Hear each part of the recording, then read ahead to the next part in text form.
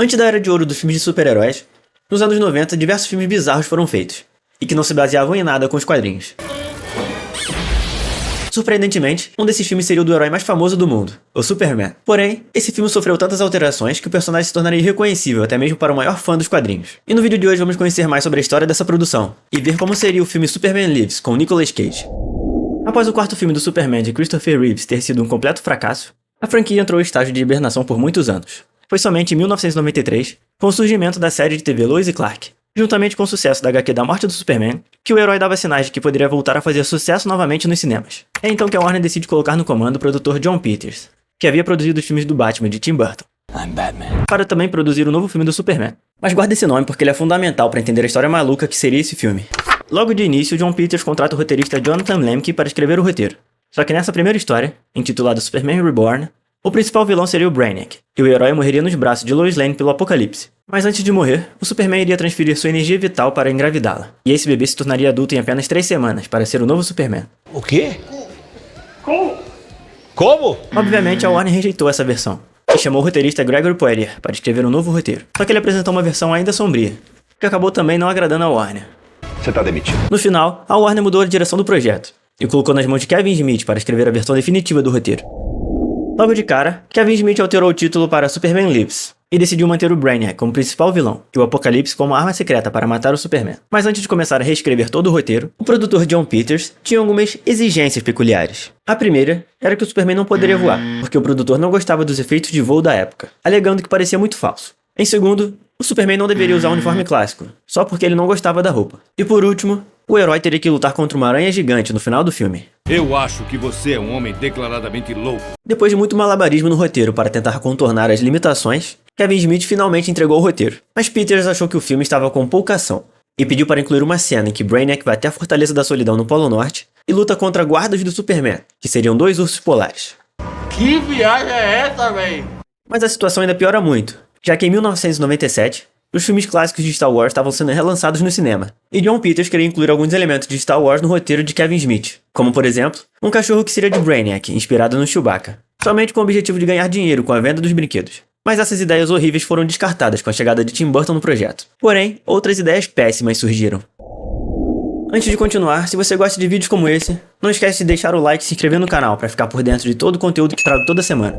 Depois do sucesso dos 2 primeiros filmes do Batman de Tim Burton, ele era a escolha óbvia para dar sua visão do Superman. Mas com a chegada do diretor, o roteiro de Kevin Smith foi completamente descartado, permanecendo apenas o nome, Superman Lives.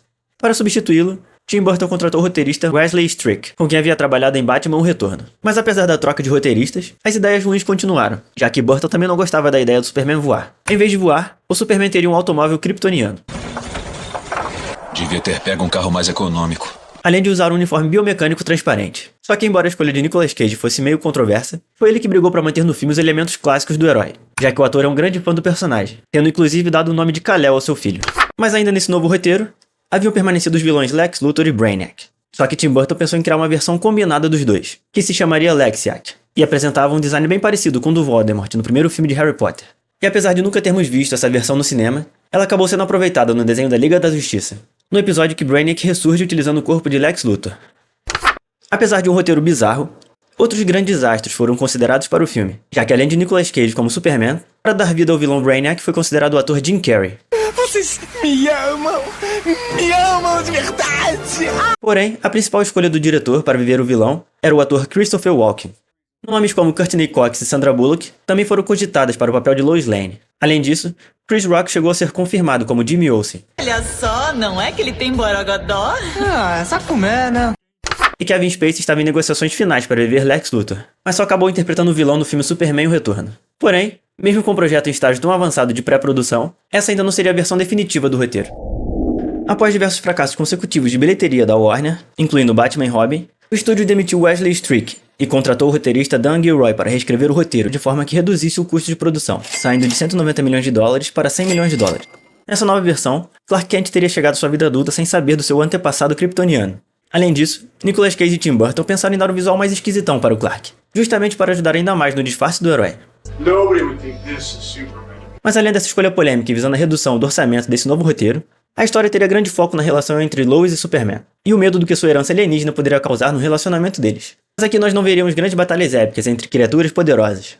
Nessa versão do filme, John Peters queria uma cena de ação onde o Superman enfrentaria capangas ninjas de Lex Luthor. Nessa altura, o filme já tinha gastado cerca de 30 milhões de dólares. Só que a Warner acabou não gostando também dessa nova versão do roteiro, o que atrasou ainda mais o início da produção. Meu dinheiro? Eu perdi meu dinheirinho! Depois de diversos problemas de produção, custos extremamente elevados e fracassos consecutivos de bilheterias do estúdio, a Warner ainda não havia dado sinal verde para o filme. E com tantos atrasos, o diretor Tim Burton saiu do comando do filme, e o projeto acabou passando de mão em mão, até que com a saída de Nicolas Cage, o filme acabou sendo cancelado de vez pela Warner no ano 2000. Mas no filme do Flash, tivemos um gostinho de que poderia ter sido esse filme do Superman. Nesse meio tempo, Will Smith havia aceitado protagonizar outro filme do produtor John Peters, e esse você já deve ter visto no SBT. As Loucas Aventuras de James West. Com isso, a Warner direcionou o orçamento que seria usado no Superman para esse novo filme. Só que no final, acabou sendo mais um fracasso para o estúdio. Mas pelo menos dessa vez, o produtor John Peters conseguiu colocar a aranha gigante que ele tanto quis no filme. Depois de tantos contratempos, o Superman só voltaria aos planos da Warner em 2002, quando J.J. Abrams levou o roteiro de Superman Flyby. Só que no final, acabou se tornando apenas mais um filme cancelado do Superman. Mas isso é história para outro vídeo. Esse filme seria uma péssima adaptação da HQ da morte do Superman. E assim como os quadrinhos, as animações também possuem péssimas adaptações. Então não deixe de conferir esse vídeo aqui ao lado, onde eu falo sobre as piores adaptações para live action. Mas e você, gostaria de ter visto esse filme do Superman com Nicolas Cage?